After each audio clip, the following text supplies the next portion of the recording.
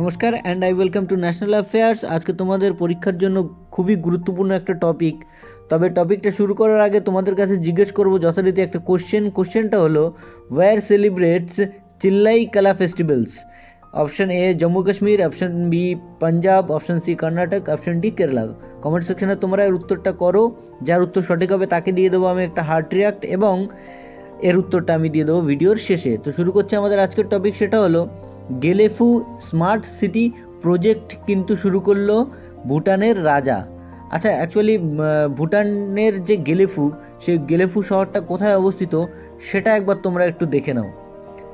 দেখো, আমি zoom out করছি এখানে, এবার আমি জুম ইন করছি। দেখো, এ হচ্ছে আমাদের ভারতবর্ষ থেকে আমি ভুটানের দিকে যাচ্ছি। একদম দেখো, ইন্ডিয়া এবং ভুটানের যে বর্ডার, সেখানে কিন্তু তোমরা দেখতে পাচ্ছ গেলেফু এরিয়া। এই যে ইন্টারন্যাশনাল বর্ডার একদম কাছেই অবস্থিত। এখানেই তৈরি করা হবে ভুটানের প্রথম আন্তর্জাতিক স্তরে স্মার্ট সিটি। এই স্মার্ট সিটিটা উদ্বোধনটা করলেন নামগিয়াল ওয়াংচুক। এখানে আমরা জানি যে প্রাচীন প্রথা অনুযায়ী মোনার্কি সিস্টেমটা কিন্তু চলে। গেলেফু স্মার্ট সিটির বিশেষ বৈশিষ্ট্য সেটা হলো যে এখানে কিন্তু জিরো কার্বন এমিশন, মানে একেবারে কোনো কার্বন এমিশন ছাড়াই এই শহরটা তৈরি করা হবে। এবং এটা একটা মাইন্ডফুল সিটি কিন্তু তৈরি করা হবে, যেখানে international airport, international railway station যেটা কানেক্ট করা থাকবে ইন্ডিয়া হয়ে একদম পুরো দক্ষিণ এশিয়া পর্যন্ত কিন্তু এই রেল লাইনটা বিস্তার পাবে। তো এই ছিল ভুটান সম্পর্কে এবং এদের নতুন যে স্মার্ট সিটি সম্পর্কে খুবই সংক্ষিপ্ত বিবরণ।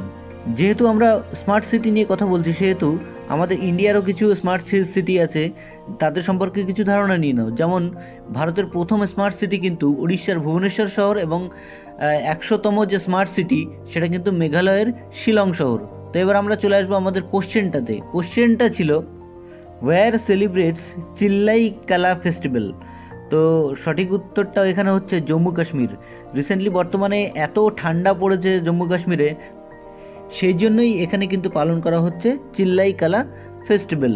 অ্যাকচুয়ালি চিল্লাই কালা মানে হলো হাড় কাঁপানো ঠান্ডা। তো এই ছিল আমাদের আজকের টপিক। আশা করছি তোমাদের বুঝতে কোনো অসুবিধা হয়নি।